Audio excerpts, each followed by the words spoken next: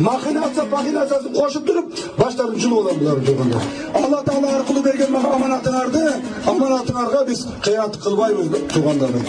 Doğuşumuz jetken bolsa bizge berbey koysun canın suru olamın. Men ıydakta karab oturmayımın. Mağa berbey koydu, kichine kaldırı berbey koydu, mahinatsa kılıp koydu diye. Mahinasını koşup durup başlarım cıl olan bularım durganda. Men baylıklıların aldığında size bükbeymin. Birliklilerin aldığında sınbaymin.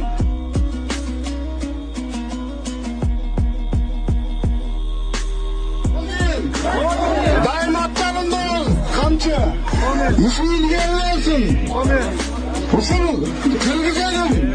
Toğuluktan çıkarıp yaşlı olup gerek dep sana. Battar Kırgız'a düşerim turat. Men bardıq korrupsionerlerden, mamlaket talap tonogondordun bardığının skemaсын bilip duramın. Köptөгөн nerseler programmanın içine kiret. Egerde kimdir bir mamlaketin akçasını burada, büdjetini burada, bölümün akçalarını özüne ıygar körüp bırakırgan bolsa, anday adamlardan koluna çağırıp türmüge baktık alırız. Biroq o'sha bölümde berip o'tgan akçalarni dagı bugungi kunda dagı to'g'ri emas aytilangan mamlaketlik xizmatkorlarimiz ko'p. Alarni kun alız biz jazoga tortib o'tamiz mizon chekimda. Bundan keyin de shunday bo'ladi. Hech kimni ayolmaymiz. Bir so'm jesa mamlakatda o'shani 10 есе qilib qaytadan ustirib to'latamiz.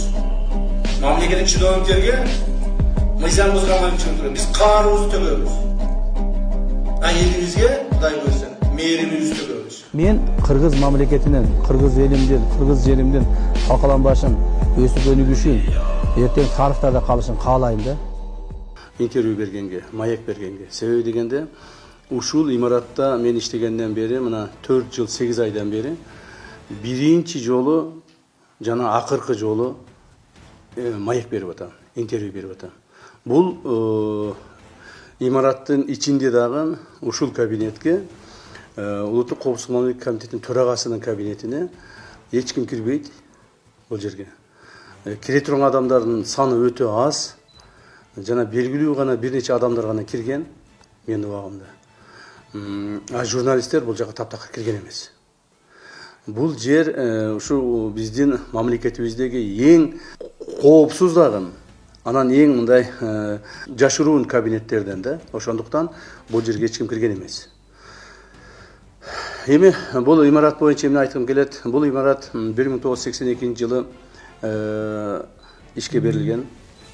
Союз маалында. Анда Советтер Союзунун күчү толуп турган, убагы болуп турган маал.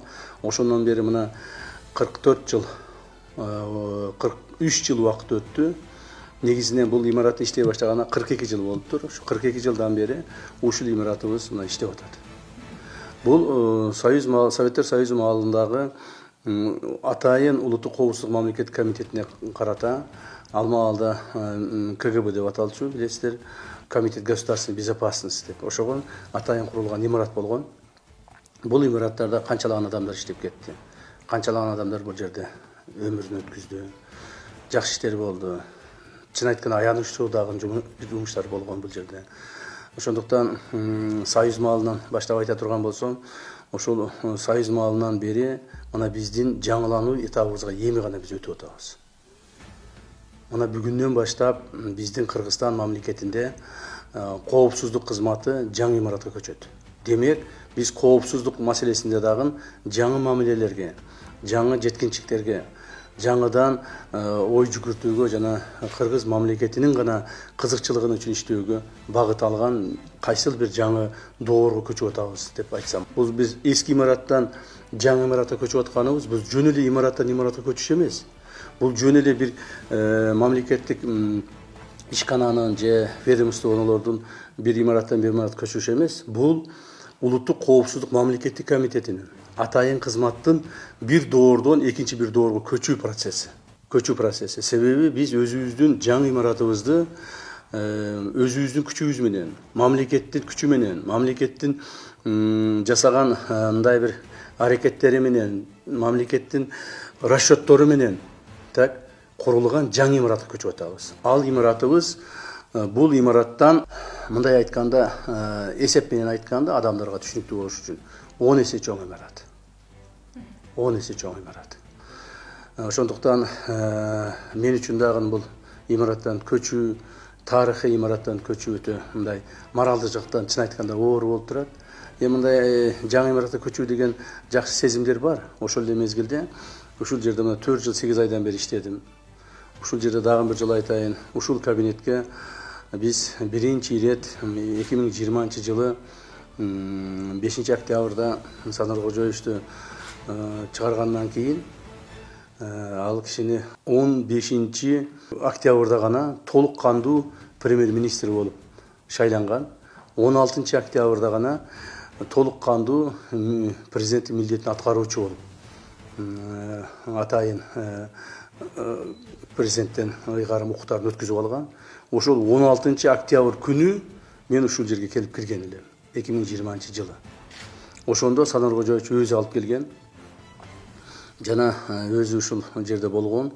Жана биз ошол маалдарда билесиздер, мамлекетибиз оор убактарга туш келген. Оор өтө мамлекеттин башына оор күндөр келип турган маалда ушул кабинетте көптөгөн маселелер чечилген. Ушул кабинетте көптөгөн мамлекеттик түзүлүшү, мындан аркы жылышы, кадрдык маселелер, саясий маселелер, экономикалык маселелер ушул жерде чечилген. Көптөгөн маалда.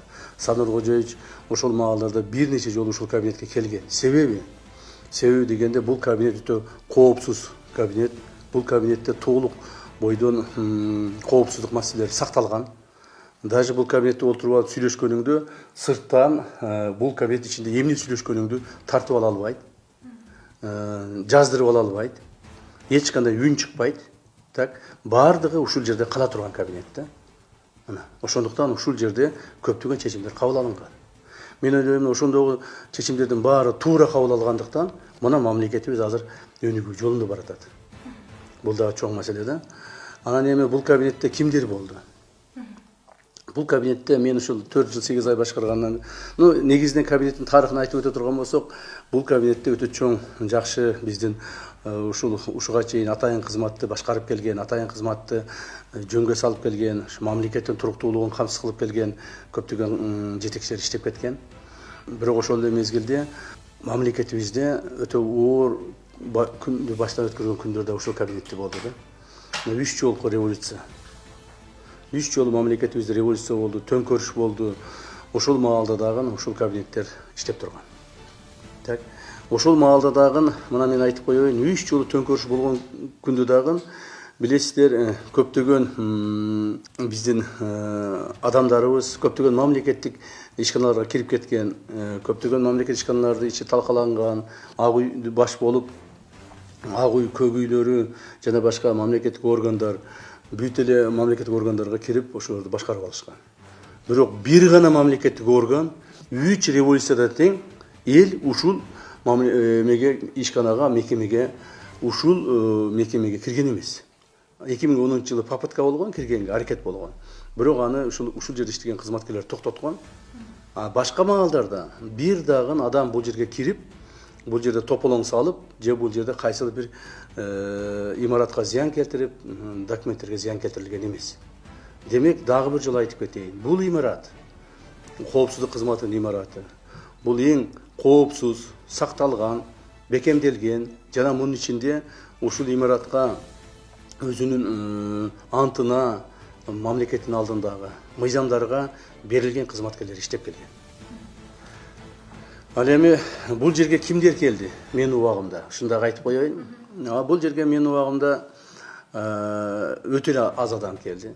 Мен бул кабинетте адамдарды, мамлекеттик ишмерлерди, же болбосо кайсыл бир адамдарды кабыл алган эмесмин, кабыл алчу эмесмин. Тем более бул жерде мен чет элдик бир да адамды кабыл албадым. Бир дагы чет элдик адам ушул кабинетке кирип менен сүйлөшүп отурган эмес. Бул жерде мен эсимде бар, киргендерден ким кирди? Киргендерден менимче Феликс Шаршенбаевич кирген, Колов, Өмүрбек Текебаев кирген бул жерге. Дагы ким кирди? Эмеде жанагы арестовать эткенде, колго түшүрүлгөн маалда Райым Матраимовду алып келишкен ушул жерге. Биринчи колго түшүргөн маалда, биринчи колго түшүрүп анан камалган маалда эмени Көлбаевди алып келишкен. Так, Көлбаевди дагы алып келип, ушул жерде мен өзүм сурак кылып, талап шарттарды коюп чыгарганмын ушул кабинетте.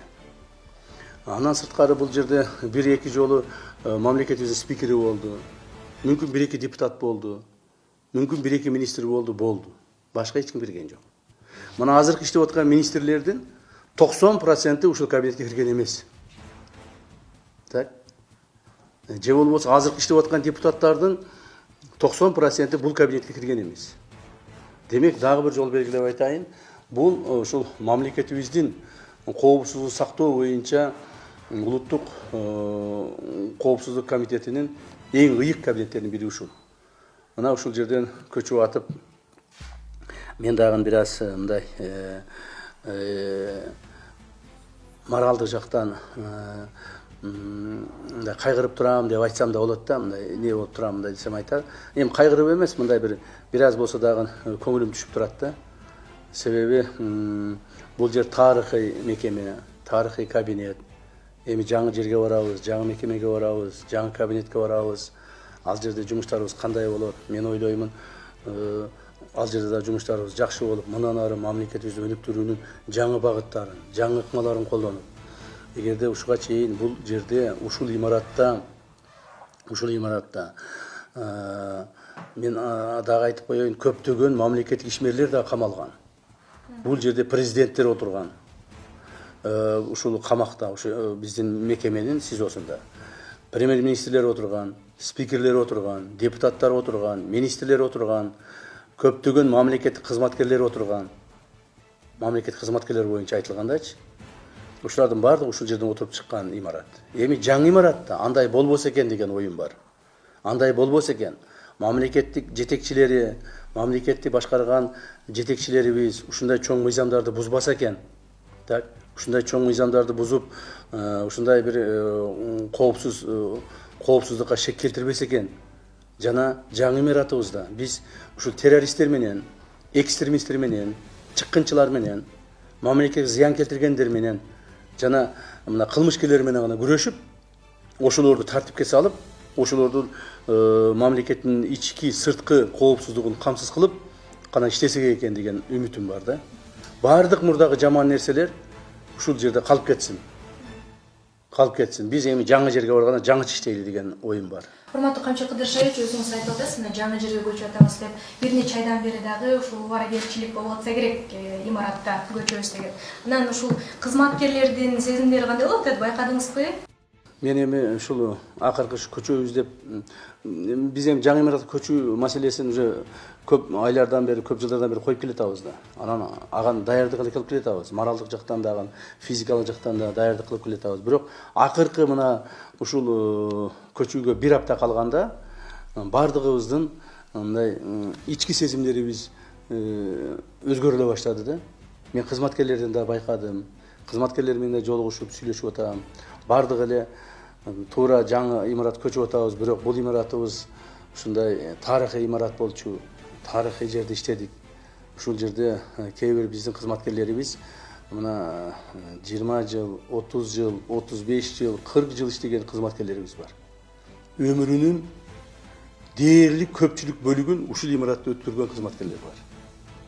Ошолордун дагы мындай маанайынын бир аз базаңдап калганын сезип атам да. Себеби алар ички туюмунан өздөрүнүн өткөргөн күндөрүн, өмүрлөрүн, убакыттарын, ушул жерде жасаган иштерин сөзсүз көз алдынан өткүзөт. Себеби мен дагы бир жолу айтайын, кийин чыкканда дагы айтамын. Мына мен азыр бүгүн чыгып кетем.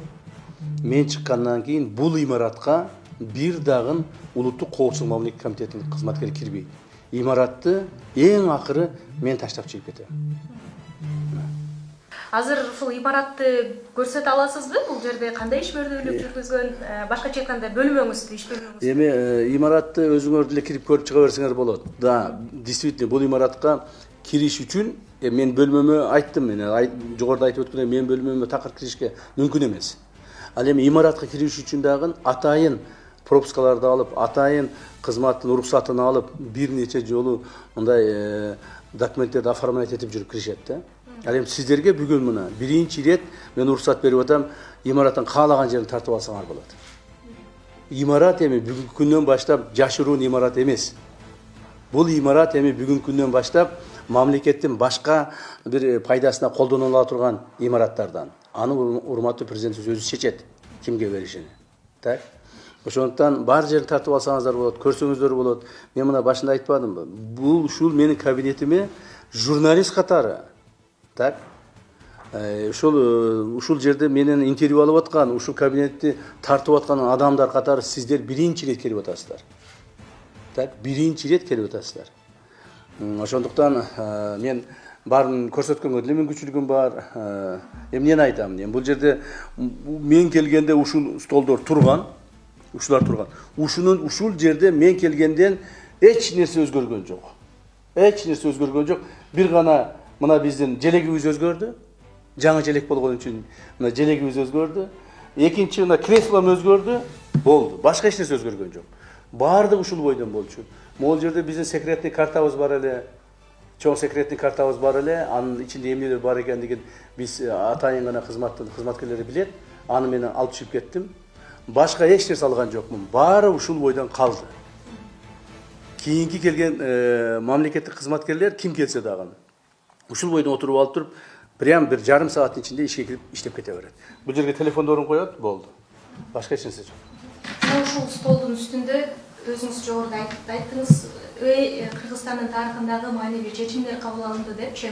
Ушул сиз ушул кызматка келгенден баштап маанилүү бир-эки чечимдерди Кыргызстан үчүн маанилүү болгон айтып өтпөйсүзбү? Анын арасында ушул чек ара маселелери болду, андан сырткары социалдык көйгөйлөр дагы чечилди. Өзүңүз билгендей бир нече жарандарга, жалгыз боо энелерге өзгөчө көңүл буруп келесиз. Эми бул кабинеттин тарыхын айта берсе түгөнбөйт. Бул бир интервью менен түгөнүп калбайт, бирок негизги маселелерди айтып өтөйүн. Ушул кабинетке келип, ушул жерде иштегенден баштап мен өзүм адам катары, мамлекеттик чиновник катары, жетекчи катары көптөгөн чечимдерди кабыл алдым. Алардын арасында эң маанилүү чечимдердин бири бул, то есть эң башкы маселелердин бири бул башыбыздан көптөгөн нерсе өттү. Айрыкча көп кыйынчылык өттү. Бул кабинетте мен жыргап, ойноп, күлүп, мындай бир отурган жокмун да, ачык айтайын. Мына мен Алла Тааланын астында айтам, Кудайдын алдында айтам, бир да жолу ушул жерде шарап куюлуп, жере шарактап, же болбосо бир достор чогулуп алып, бир чогулуп отурган жерибиз жок. Бир да жолу. Мына мен азыр сизге көрсөтөм, менин мына дем алуу комнатамды. Ушул жерге менден башка бир адам кирген жок. Мындай болот го, обычно мындай болот го, жанагы чоңдор өзүнүн дем алуу комнатасына кирип, ошол жерде шарактап отурушуп, себеби мен мурдада министр болуп жүргөм да, билем да ошол маселелердичи. Ошол жерде отурушуп, мындай анча-мынча жумуштан кийинби же майрам күндөрү көңүл ачып отуруп калышат. А менин мына эмеме ушул жерге киргиши мүмкүн, бир 5-6 адам кирди ушул кабинетке, рабочий кабинетке. А мына дем ала турган жагыма бир адам кирген жок. Муну мен толук жоопкерчиликтүү айта алам да. Бир адам кирип, менен ошол жерде отурган жок. Так?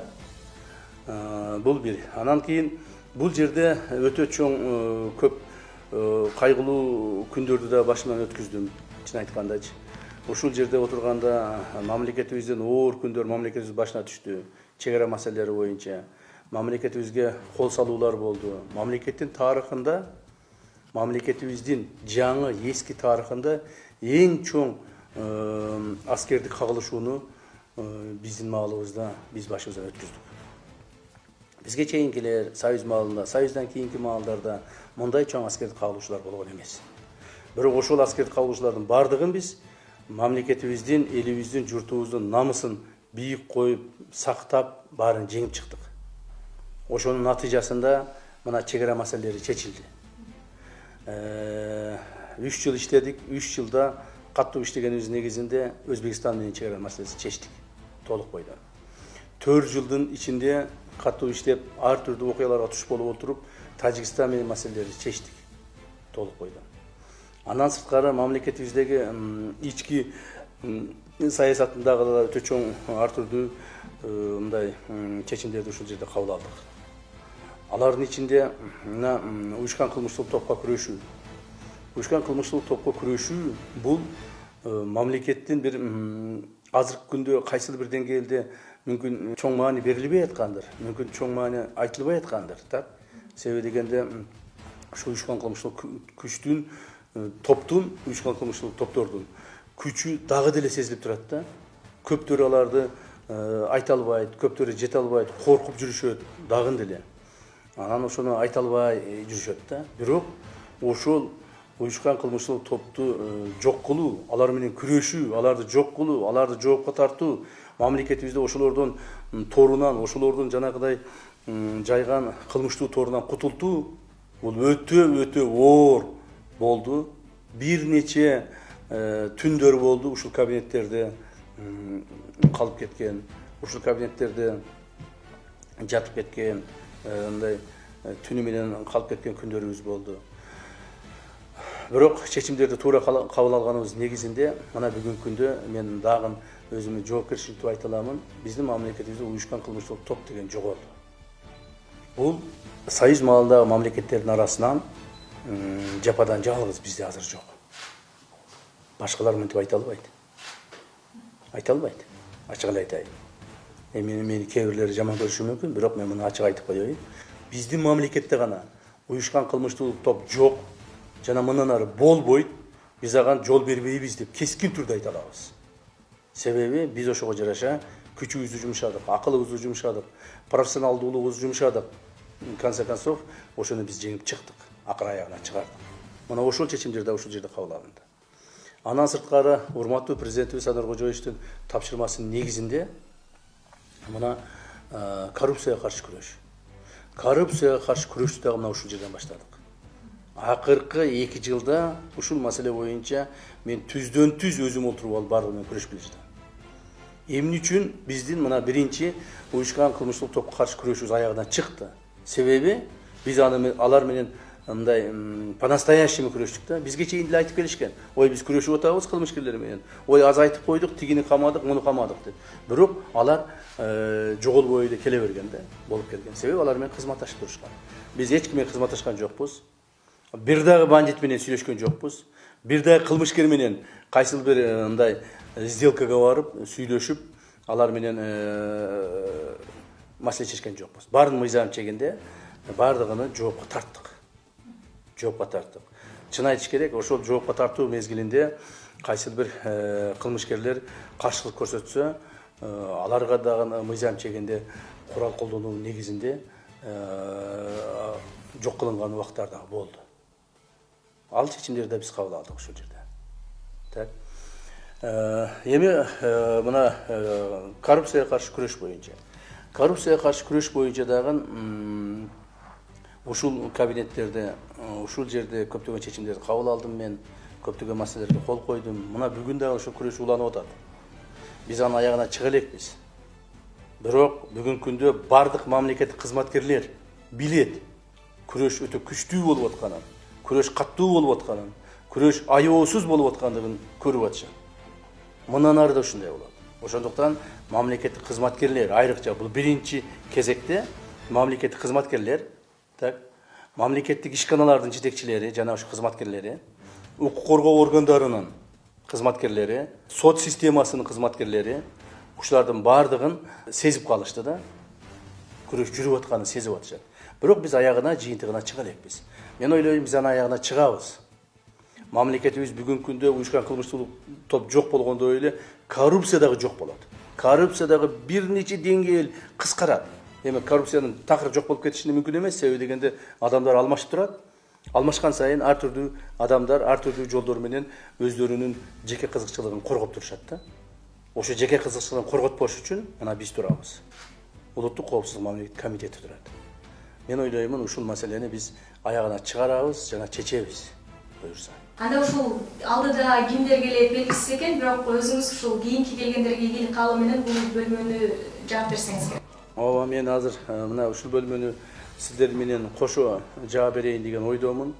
Мен бул бөлмөдөн чыккандан кийин менин артымдан бир дагы биздин коопсуздук кызматынын кызматкерлери бул бөлмөгө кирбейт. Себеби мен муну жаап өзүм официально кетпесем, эртең бул жерге кирип алып көпчүлүгү сүрөткө түшүшөт, көпчүлүгү ой, председатель отурган жерге отурайлы дешет. ой председательдин кабинетине отурайлы, мына дивандардын отурайлы, көрөйлү деп сүрөткө түшүп, ушундай болуп кетиши мүмкүн да. Ошондуктан мен өзүм жаап, күрүчүн өзүм тапшырып кетейин деген чечтим да. Андан сырткары бүгүн биз официалдуу түрдө ушул имараттан чыгып кеткенибизди белгилейбиз. Имараттын да жазылган ошол имараттын табличкасын алабыз. Биздин улуттук коопсуздук мамлекеттик комитетинин боевой туз деп коет, жанагы туубузду бул жерден алып чыгабыз. Так. Ошону менен биздин туубуз чыгып кеткенден кийин, мен акырында чыгып кеткенден кийин бул имарат уже улуттук коопсуздук мамлекеттик комитет имараты болбой калат. Бул уже мамлекеттик ишкананын имараты. Муну урматтуу президентибиз каяка берсе, ошол жака иштеп калат. Мына ошондуктан эгерде сиз кааласаңыздар мен анча-мынча жерди көрсөтүп коеюн, Мына мен бая айтып өттүм эле. Мына биздин терезелер бардыгы булар баягы зуук өткөрбөй турган, туура аларды биз баарын чечип кеттик. Эми башка жака апарып коебуз да. Алардын баарын чечип кеттик. Эми бул жагын көрсөтүп койбойм. Мына бул жерде бул жактан баштайлы. Мына бул жерде менин ушу кичинекей мына диван эмем жана жатаканам болчу ушерчи. Ушерге мен жатат элем. Баягы эме кылганда, кечине калып кеткенде жана башка болгон маалдарда ушул жерде эле жатып алат элем. Мо дивандарды алып туруп эле. Молорду алып туруп эле. Мондайларды алып туруп эле ушул жерге жатып алат элем. Мына. Ушул дем ала турган комнатам эле. Мына ушулар ушу бойдон калып атат, баары калып атат. Мен бая жана башта айткандай бул жерге бир да адам кирген жок. Сиздер биринчи жолу кирип атасыздар. Мен өзүмдөн башка эч ким кирбейт эле бул жакачы. Мен бул жерде мына мен санузелим бар. Мына. Санузелим бар эле, буларды баарын калтырдым. Эч нерсе алган жокпуз, баарын калтырдык. Мына светти өчүрдүм, чыктык. Болду бул жерден. Бул жак болсо менин кухням болчу. Мына. Кухням эле бул жерде мына. Кухнябыз кичине гана, өзүм гана отурдум бул кухняда. Ушул жерде мени менен чай ичкен, чын айтканда эч ким болбоду окшойт. Өзүм гана отурдум ушул жерде. Мына бул жерде 3 эле адам батат. 3 эле адам батат кухням. Бул жерде чай ичем, всё. Башка эч маселе жок. Мына биздин холодильнигин мен бери көрсөтүп коеюн. Холодильнигимде баардык жер жемиштер калды. Бул жерден да свет өчүрөйүн. Чыктык, болду, кеттик. Бул жерден эшигин жабайын, мына болду эми. Бүттү. Мына өзүмдүн дем алуу комнатамды дагы мен ушу акыркы жолу көрүп карап атам. Бул жерден свет өчүрөйүн, чыктык эми. Так. Эми мына.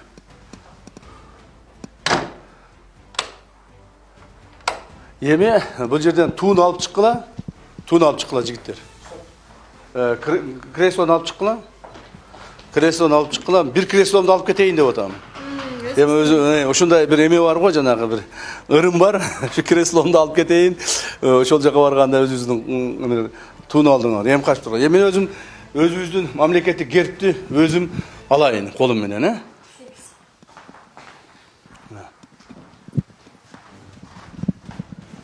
Bismillahirrahmanirrahim. Hoppa. Mına. Alып чыккыла. Alып чыккыла. Всё. Так. Эми дагы нем калды эми. Башка эч нерсем калбады. Мына бул жак биздин эме болчу. Мына бул жерде биздин ушул жерлерде баарында мындай охранный маселелер бар болчу. Булардын баарын алып кеттик. Эч нерсе калбады. Бүттү эми бул жер. Так. Эми бул жер секретте эмес да, баарын көрө бересиңер, тарта бересиңер. Үчтү алайын. Светти өчүрөйүн, Болду. Чыктык. Бул жерден.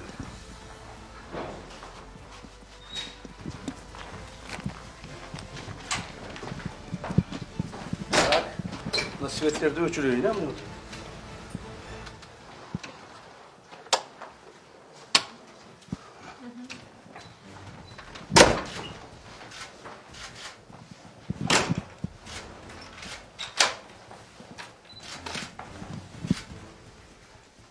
Pijatı basma. Pijatı ap gele bas. Pijatı bas.